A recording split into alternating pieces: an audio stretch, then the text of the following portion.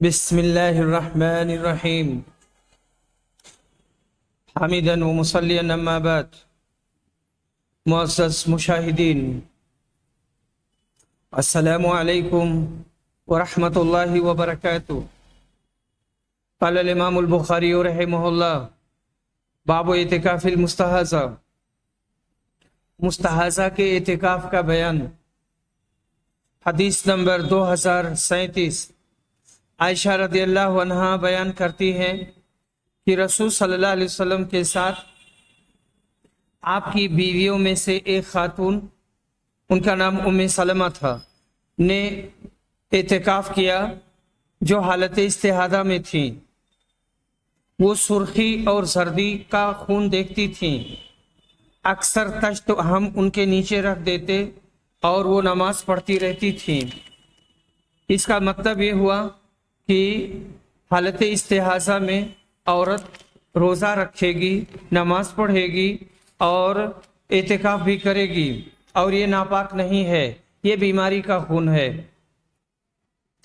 باب زیارت المرأة زوجها فی اعتکافہ، عورت اعتکاف کی حالت میں اپنے شوہر اور خاوند سے ملاقات کر سکتی ہے اور اس کی زیارت کے لیے جا سکتی ہے۔ حدیث نمبر 2038، متفق علیہ۔ علی بن حسین کہتے ہیں کہ نبی کریم مسجد میں اعتکاف میں تھے، آپ کے پاس ازواج مطہرات بیٹھی ہوئی تھیں۔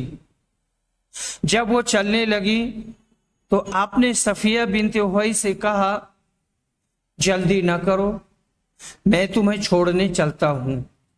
ان کا حجرہ اور ان کا گھر دار اسامہ میں تھا۔ چنانچہ جب رسول صلی اللہ علیہ وسلم ان کے ساتھ نکلے تو دو انصاری صحابیوں سے آپ کی ملاقات ہوئی۔ ان دونوں حضرات نے نبی اکرم کو دیکھا اور جلدی سے آگے بڑھ جانا چاہا، لیکن آپ نے فرمایا، ٹھہرو، ادھر سنو، یہ صفیہ بنت حوئی ہیں، یہ میری بیوی ہیں۔ ان حضرات نے عرض کیا، سبحان اللہ۔ آپ نے فرمایا، شیطان انسان کے جسم میں خون کی طرح گردش کرتا ہے اور دوڑتا ہے، اور مجھے یہ خطرہ پیدا ہوا کہ کہیں تمہارے دلوں میں بھی وہ کوئی بری بات نہ ڈال دے۔ یہاں پر حافظ ابن حجر کی ایک لمبی عبارت نقل کی گئی ہے، جس کا خلاصہ یہ ہے کہ مطلب یہ کہ اس حدیث سے بہت سے فوائد نکلتے ہیں۔ معتکف کے لیے مباح ہے کہ وہ اپنے ملنے والوں کو کھڑا ہو کر ان کو رخصت کر سکتا ہے، اور غیروں کے ساتھ بات بھی کر سکتا ہے، اور اس کے لیے اپنی بیوی کے ساتھ خلوت بھی مباح ہے، یعنی اس سے تنہائی میں صرف ضروری اور مناسب بات چیت کرنا، اور اعتکاف کرنے والے کی عورت بھی اس سے ملنے آ سکتی ہے۔ اور اس حدیث سے امت کے لیے شفقت نبوی کا بھی اس بات ہے، اور آپ کے ایسے ارشاد پر بھی دلیل ہے جو کہ امت سے گناہوں کے دفع کرنے سے متعلق ہے۔ اور اس حدیث سے بھی ثابت ہوتا ہے کہ بدگمانی اور شیطانی مکروں سے اپنے آپ کو محفوظ رکھنا بے حد ضروری ہے۔ ابن دقیق العید نے کہا کہ علماء کے لیے بہت ضروری ہے کہ وہ کوئی ایسا کام نہ کریں جس سے ان کے حق میں لوگ بدگمانی پیدا کر سکیں، گرچہ اس کام میں ان کے لیے اخلاص بھی ہو، مگر بدگمانی پیدا ہونے کی صورت میں ان کے علوم کا انتفاع ختم ہونے کا احتمال ہے۔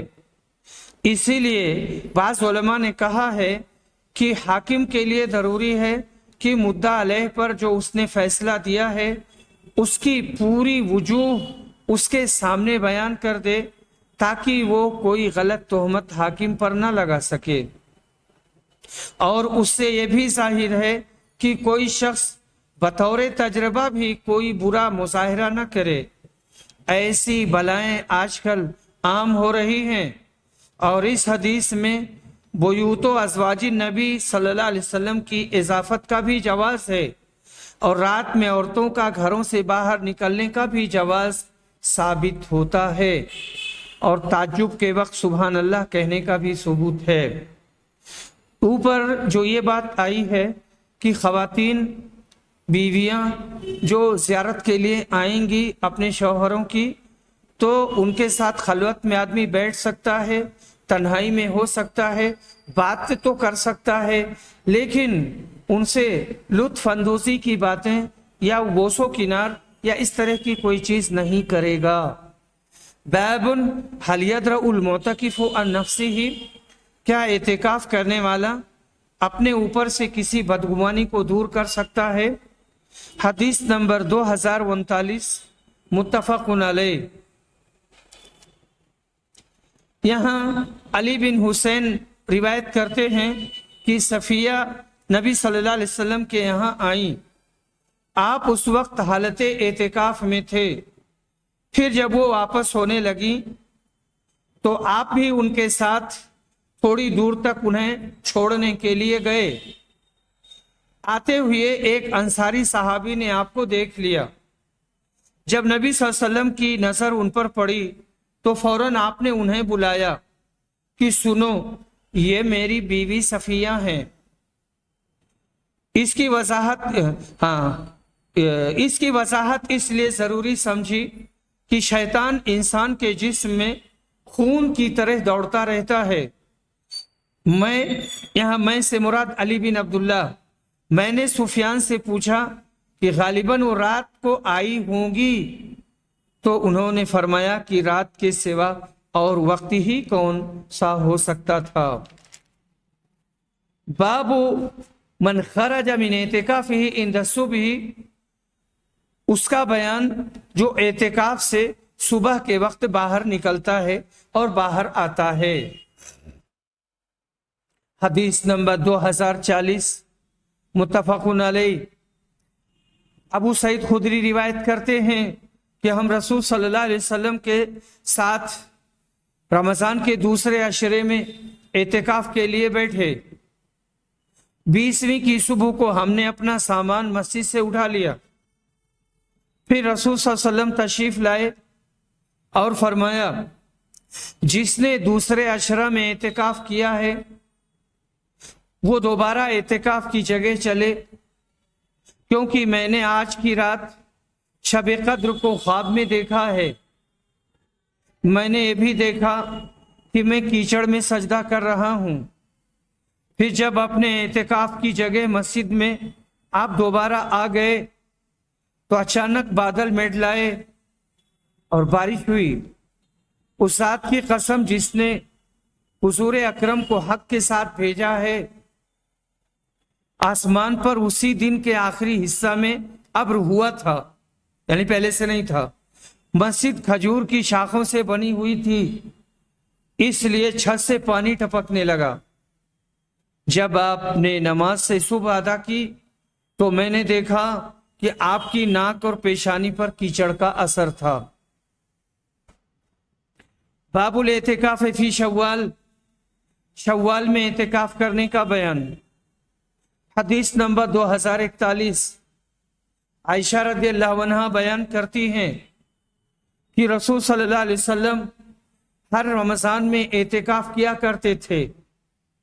آپ صبح کی نماز پڑھنے کے بعد اس جگہ جاتے جہاں آپ کو اعتکاف کے لیے بیٹھنا ہوتا۔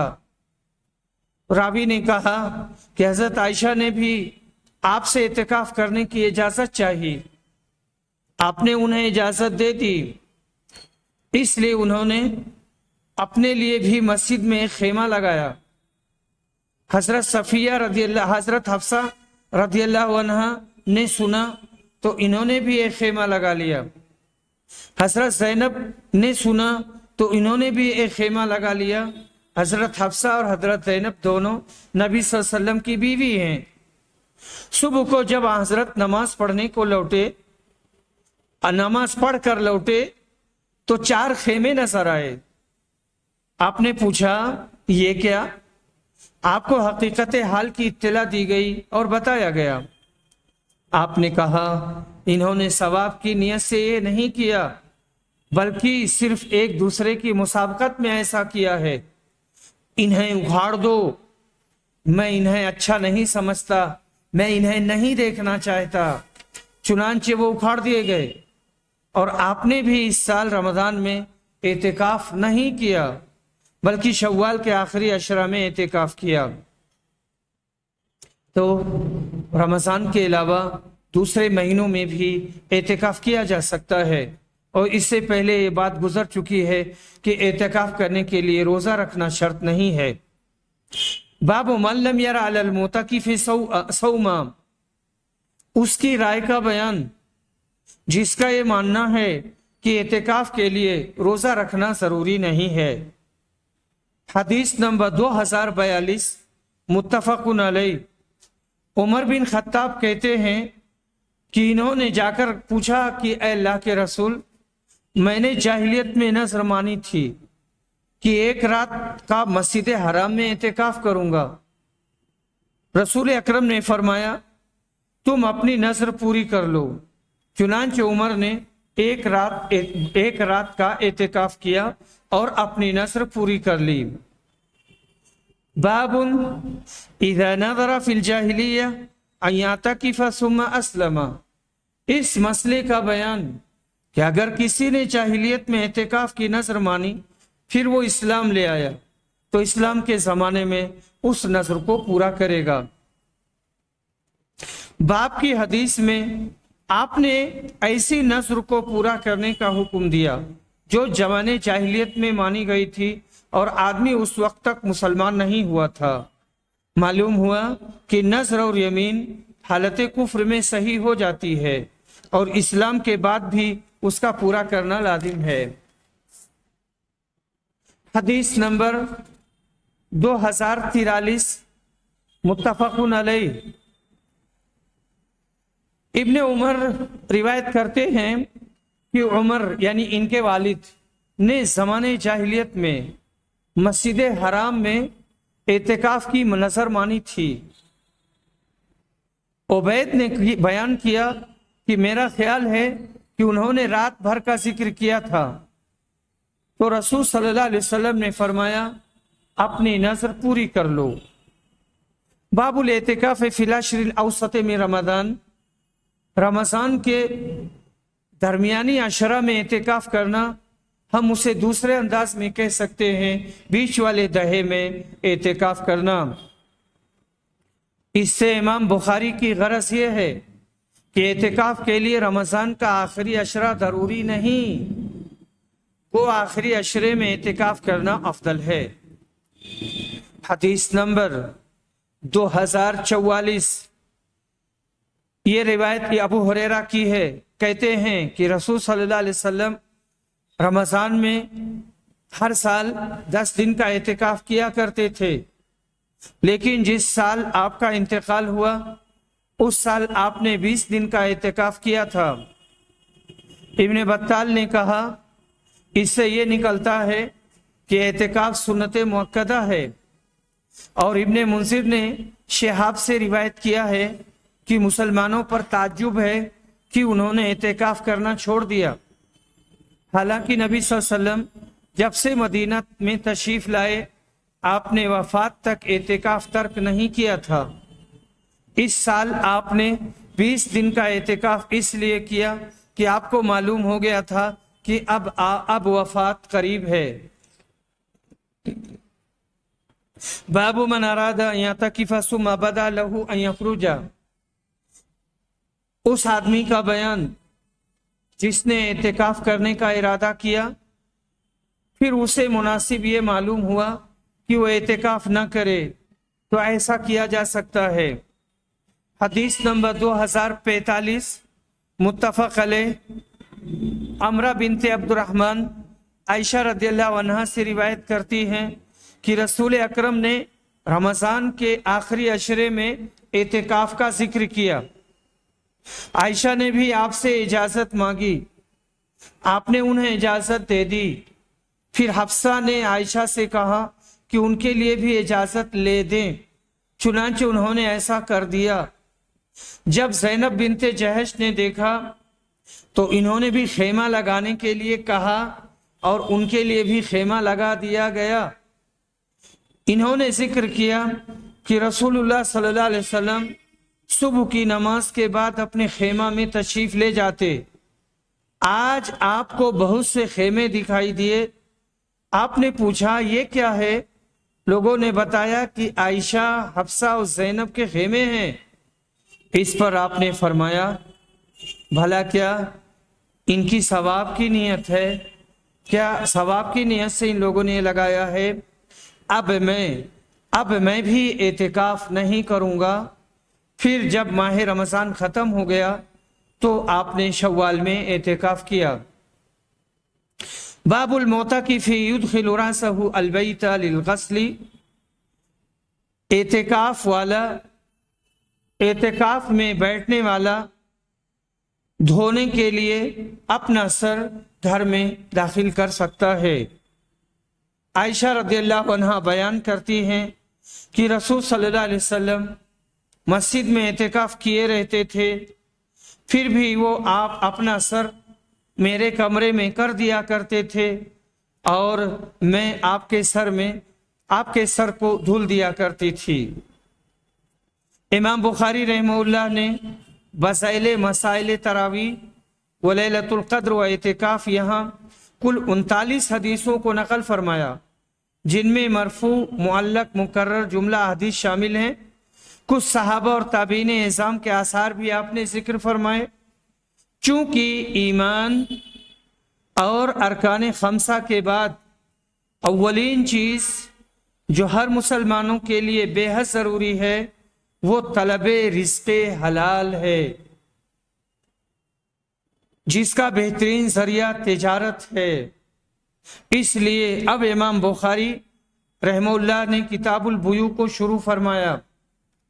رزق کی تلاش کے لیے تجارت کو اولین ذریعہ قرار دیا گیا ہے۔ تجارت نبی کریم صلی اللہ علیہ وسلم کی سنت ہے۔ قرآن مجید میں بھی لفظ تجارت مختلف مقاصد کے تحت بولا گیا ہے۔ جو تاجر امانت و دیانت کے ساتھ تجارت کرتے ہیں، جو تاجر امانت، شرافت اور اخلاق کے ساتھ تجارت کرتے ہیں، ان کے لیے بہت کچھ بشارتیں وارد ہوئی ہیں، جن میں کچھ یہاں بھی سامنے آئیں گی انشاءاللہ۔ اب ہم پھر پلٹتے ہیں نعمت المنان کی طرف۔ اس میں بڑے اہم فتوے ہیں۔ ہم ان مسائل کو اور ان فتاووں کو آپ کے سامنے اب پیش کریں گے۔ نعمت المنان، مجموع فتاوی فضیلت الدکتور فضل الرحمن۔ یہاں شوال کے 6 روزوں کے بارے میں سوال کیا گیا ہے اور پوچھا گیا ہے کہ کیا اس کا ثبوت ہے؟ اگر ہے تو اس کی فضیلت کیا ہے؟ شوال کے 6 روزے جنہیں شش عیدی روزے بھی کہا جاتا ہے، ان کا ثبوت ہے اور صحیح احادیث سے ان کی فضیلت ثابت ہے۔ حضرت ابو ایوب انصاری رضی اللہ عنہ سے روایت ہے کہ رسول اکرم نے فرمایا من صام رمضان ثم اتبعه 6 من شوال كان كصيام الدهر۔ صحیح مسلم جلد نمبر 8 صفحہ نمبر 56۔ جس نے رمضان کے روزے رکھے پھر اس کے بعد شوال کے 6 روزے رکھے، اس کو سال بھر کے روزوں کا ثواب ملے گا۔ عید کے بعد یہ روزے مسلسل بھی رکھ سکتے ہیں اور ناغا کر کے بھی، اور عید کے بعد دوسرے دن سے بھی رکھ سکتے ہیں اور 2-4 روز بعد بھی، یعنی عید کے بعد دوسرے دن سے شوال کے ختم ہونے تک ان کا رکھنا جائز ہے، کیونکہ حدیث میں عید کے فوراً بعد رکھنے یا مسلسل رکھنے کی قید اور شرط نہیں ہے۔ اس حدیث سے بھی معلوم ہوا کہ جن فقہا نے ان روزوں کو مکروہ کہا ہے ان کی بات درست نہیں ہے۔ یوم عرفہ کا روزہ، براہ کرم یوم عرفہ کے روزے کے حکم اور فضیلت پر روشنی ڈالیے۔ نیز یہ بتائیے کہ اس سے پہلے ایک دن روزہ رکھنا ضروری ہے یا صرف 9 ذی‌الحجہ کو روزہ رکھنا کافی ہے؟ جو لوگ حج کرنے گئے ہوں اور مقام عرفہ میں ہوں ان کو اس دن کا روزہ نہیں رکھنا چاہیے، کیونکہ رسول صلی اللہ علیہ وسلم نے اس حالت میں یوم عرفہ کا روزہ نہیں رکھا ہے۔ حضرت ام الفضل بنت الحارث فرماتی ہیں کہ کچھ لوگوں نے ان کے پاس عرفہ کے دن رسول اللہ صلی اللہ علیہ وسلم کے روزے کے سلسلے میں اختلاف کیا۔ بعض نے کہا کہ آپ روزہ سے ہیں اور بعض نے کہا کہ آپ روزہ سے نہیں ہیں، چنانچہ میں نے دودھ کا ایک پیالہ آپ کی خدمت میں بھیجا، اس حال میں کہ آپ عرفہ میں اونٹ پر وقوف فرمائے ہوئے تھے، آپ نے وہ دودھ نوش کر لیا، متفق علیہ۔ اور حضرت ابو ہریرہ سے روایت ہے کہ رسول صلی اللہ علیہ وسلم نے عرفات میں عرفہ کے روزہ سے منع فرمایا ہے۔ ان کے علاوہ باقی تمام مسلمانوں کے لیے اس دن کا روزہ رکھنا نہ صرف جائز ہے بلکہ اس کی فضیلت بھی ہے۔ حضرت ابو قتادہ فرماتے ہیں کہ رسول صلی اللہ علیہ وسلم سے عرفہ کے روزے کے بارے میں سوال کیا گیا تو آپ نے فرمایا یکفر السنۃ الماضیہ والباقیہ، یہ سال گزشتہ اور سال رواں کے گناہوں کے لیے کفارہ ہے۔ مسند احمد جلد نمبر 5 صفحہ نمبر 297۔ اور یوم عرفہ کے روزے کے ساتھ اس سے ایک دن پہلے یعنی 8 ذی الحجہ کو روزہ رکھنا ضروری نہیں ہے، صرف 9 ذی الحجہ کا روزہ رکھنا کافی ہے۔ پیر اور 9 ربیع الاول کا روزہ، کیا اس سلسلہ میں کوئی صحیح حدیث وارد ہے کہ رسول اللہ صلی اللہ علیہ وسلم پیر کا روزہ رکھتے تھے اور اس کی وجہ یہ بتائی کہ اس دن آپ کی ولادت ہوئی؟ اور کیا اس سے یہ استدلال کیا جا سکتا ہے کہ آپ کی ولادت کی تاریخ 9 ربیع الاول کو روزہ رکھنا مستحب ہے؟ اس سلسلے میں فرماتے ہیں کہ رسول اللہ صلی اللہ علیہ وسلم کا پیر کے دن روزہ رکھنا اور اس کی ترغیب دینا ثابت ہے۔ صحیح مسلم حدیث نمبر 1162، ترمذی حدیث نمبر 767، نسائی حدیث نمبر 2384، ابو داؤد حدیث نمبر 2426 میں حضرت ابو قتادہ سے مروی ہے کہ رسول صلی اللہ علیہ وسلم پیر کے روزے کے بارے میں رسول صلی اللہ علیہ وسلم سے پیر کے روزے کے بارے میں سوال کیا گیا تو آپ نے فرمایا یہ وہ دن ہے جس میں میری ولادت ہوئی اور مجھ پر وحی کا نزول ہوا۔ مسند احمد، سنن ابو داؤد اور ابو داؤد کی حدیث نمبر 2436، ترمذی حدیث نمبر 2360 میں اسامہ بن زید سے، اور مسند احمد جلد نمبر 2 حدیث نمبر 329 میں ابو ہریرہ سے مروی ہے کہ رسول صلی اللہ علیہ وسلم پیر اور جمعرات کو روزہ رکھتے تھے، اور آپ نے فرمایا کہ بندوں کے اعمال پیر اور جمعرات کو پیش کیے جاتے ہیں، اور میری خواہش ہے کہ میرے اعمال اس حال میں پیش کیے جائیں کہ میں روزے سے ہوں۔ اور مسند احمد اور ابو داؤد وغیرہ میں ہے کہ اسی بنا پر اسامہ بن زید بوڑھا ہو جانے کے باوجود پیر اور جمعرات کے روزے رکھتے تھے۔ بہرحال پیر کے دن کا روزہ رکھنا اور ترغیب دینا رسول صلی اللہ علیہ وسلم سے ثابت ہے۔ البتہ بعض روایتوں میں اس کی وجہ یہ بتائی گئی ہے کہ یہ آپ کی ولادت اور نزول وحی کا دن ہے، اور بعض روایتوں میں اس کی وجہ اعمال کے پیش کیے جانے کو بتایا گیا ہے۔ اس واسطے اگر کوئی پیر کے دن روزہ رکھے تو کوئی حرج نہیں بلکہ مستحب ہے، لیکن اس سے 9 ربیع الاول کے روزہ رکھنے کے لیے استدلال صحیح نہیں، اس لیے کہ روزہ ایک عبادت ہے اور عبادت میں اصل اتباع ہے، ابتدا اور قیاس نہیں۔ اس لیے کسی بھی عبادت کی مشروعیت کے لیے نص شرعی چاہیے۔ 9 ربیع الاول کا دن رسول اللہ صلی اللہ علیہ وسلم کی حیات مبارکہ میں اور عہد نبوی میں کئی مرتبہ آیا، مگر آپ نے اس دن روزہ نہیں رکھا بلکہ پیر کے دن رکھا۔ لہذا پیر کو روزہ رکھا جائے گا، 9 ربیع الاول کو نہیں۔ اگر 9 ربیع الاول کا روزہ مشروع ہوتا تو آپ صلی اللہ علیہ وسلم اور آپ کے صحابہ کرام ضرور روزہ رکھتے، مگر جب آپ نے نہ خود 9 ربیع الاول کا روزہ رکھا نہ اس کی ترغیب دی تو خصوصی طور سے اس کا التزام کر کے روزہ رکھنا بدعت ہوگا۔ ہاں اگر کوئی پیر یا جمعرات کے روزوں کا عادی ہے اور اتفاق سے ان ایام میں 9 ربیع الاول بھی آ گیا اور اس نے اپنی سابقہ عادت کے مطابق اس دن روزہ رکھ لیا تو کوئی حرج نہیں۔ پیر اور جمعرات کے روزے، یہاں سائل سوال کرتا ہے کیا پیر اور جمعرات کے روزے رکھنا مسنون ہے؟ کہتے ہیں پیر اور جمعرات کو روزے رکھنا مسنون ہے۔ حضرت عائشہ سے مروی ہے کہ رسول اللہ صلی اللہ علیہ وسلم پیر اور جمعرات کو روزے رکھتے تھے۔ ترمذی، نسائی۔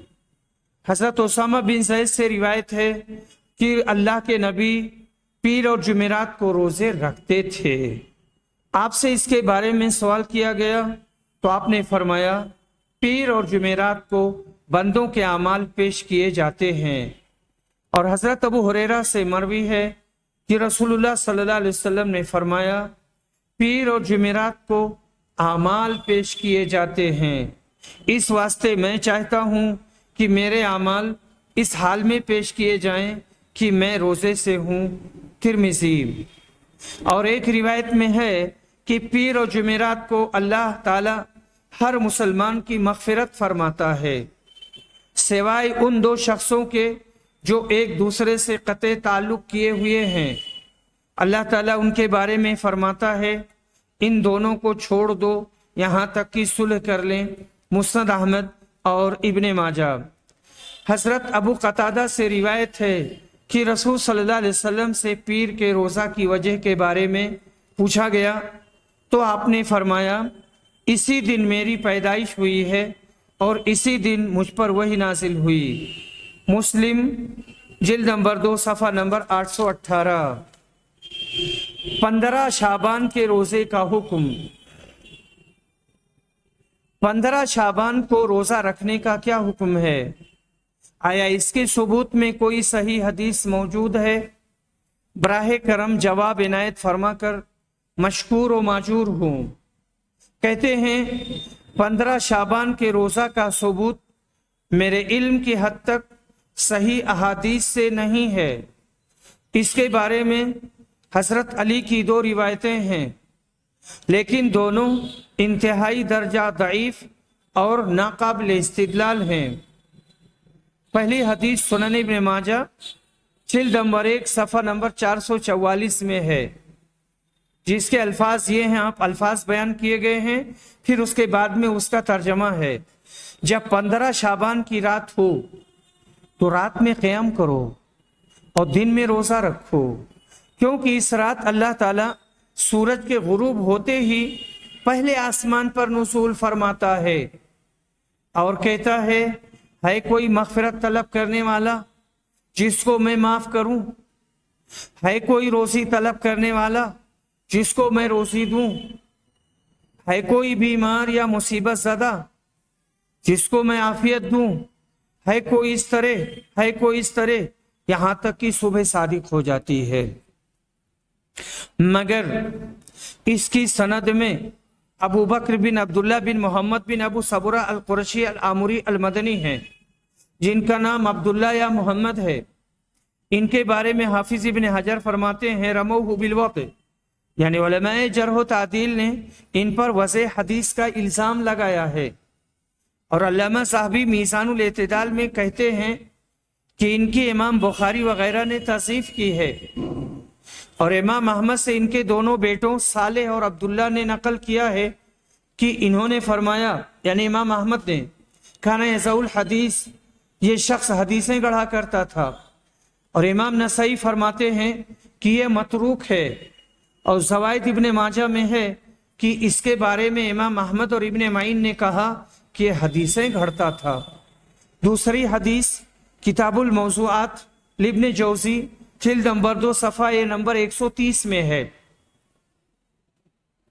یہ ایک طویل حدیث ہے جس میں ہے اگر اس دن کسی نے روزہ رکھا تو یہ 60 گزشتہ سالوں اور 1 سال آئندہ، اور تحفۃ الاحوزی میں اسی سے نقل کر کے لکھا ہے، اور 60 آئندہ سالوں کے روزے کے برابر ہوگا۔ اس کے بارے میں علامہ ابن جوزی کہتے ہیں وَهَذَا مَوْضُوعٌ أَيْضًا وَإِسْنَادُهُ مُظْلِمٌ وَكَانَ وَاضِعُهُ يَكْتُبُ مِنَ الْأَسْمَاءِ مَا وَقَعَ لَهُ وَيَذْكُرُ قَوْمًا مَا يُعْرَفُونَ وَفِي الْإِسْنَادِ محمد بن مجاہر قال ابن حنبل يدع الحدیث۔ الموضوعات جلد نمبر 2 صفحہ نمبر 130۔ یہ حدیث بھی موضوع ہے اور اس کی اسناد تاریک ہے۔ اس کا ذکر کرنے والا جو نام بھی پاتا لکھ دیتا تھا اور ایسے لوگوں کا ذکر کرتا جو مجہول اور غیر معروف ہیں، اور اس کی سند میں محمد بن مہاجر ہے جس کے بارے میں امام احمد نے فرمایا کہ حدیثیں گڑھتا تھا۔ اور شارح ترمذی علامہ مبارک پوری رحمت اللہ علیہ کہتے ہیں لم اجد فی الصوم یوم لیلۃ النصف من شعبان حدیثا مرفوعا صحیحا، تحفۃ الاحوذی جلد نمبر 2 صفحہ نمبر 53۔ مجھے 15 شعبان کے روزے کے سلسلے میں کوئی صحیح مرفوع حدیث نہیں ملی۔ اس واسطے صرف اس دن کا روزہ رکھنا اور اس کی خصوصی فضیلت کا اعتقاد کرنا اور اعتقاد رکھنا صحیح نہیں ہے اور کسی بھی شکل میں درست نہیں۔ البتہ اگر کوئی ایام 20 کے روزے رکھتا ہو تو حسب عادت 20 کے دیگر ایام کے ساتھ اس دن کا بھی روزہ رکھے گا، اس میں کوئی حرج نہیں۔ ایام 20 کے روزے ہم نے سنا ہے، سائل کہتا ہے ہم نے سنا ہے کہ اگر کوئی ہر ماہ 3 روزے رکھے تو اسے سال بھر روزے رکھنے کا ثواب ملتا ہے، کیا یہ صحیح ہے؟ براہ کرم یہ بھی بتائیں کہ وہ 3 دن کون کون ہیں جن کے روزوں کی یہ فضیلت ہے؟ کہتے ہیں جواب میں آپ نے جو یہ سنا ہے کہ ہر ماہ 3 روزے رکھنے سے پورے سال کے روزوں کا ثواب ملتا ہے، وہ صحیح ہے۔ حضرت عبداللہ بن عمرو سے روایت ہے کہ رسول اللہ صلی اللہ علیہ وسلم نے فرمایا صم من کل شہر 3 ایام فإن الحسنة بعشر أمثالها وذلك مثل صيام الدهر، رواہ ابو داؤد وهو صحیح، جلد نمبر 2 صفحہ نمبر 298۔ ہر مہینہ 3 دن روزے رکھا کرو کیونکہ نیکیوں کو ان کے 10 گنا زیادہ کر کے دیا جاتا ہے، اس طرح یہ سال بھر روزہ رکھنے کے مثل ہے۔ اور مستحب ہے کہ یہ روزے قمری مہینہ کی 13، 14 اور 15 تاریخ کو رکھے جائیں، اس لیے کہ حضرت ابو ذر سے روایت ہے کہ رسول اکرم نے فرمایا یا ابا ذر اذا صمت من الشہر 3 ایام فصم 13 و14 و15، رواہ الترمذی والنسائی وہو صحیح۔ اے ابو ذر، جب مہینہ کے 3 روزے رکھو تو 13، 14، 15 تاریخ کو روزے رکھو۔ 3 روزے کا مطلب ہے 13، 14، 15 کو رکھو۔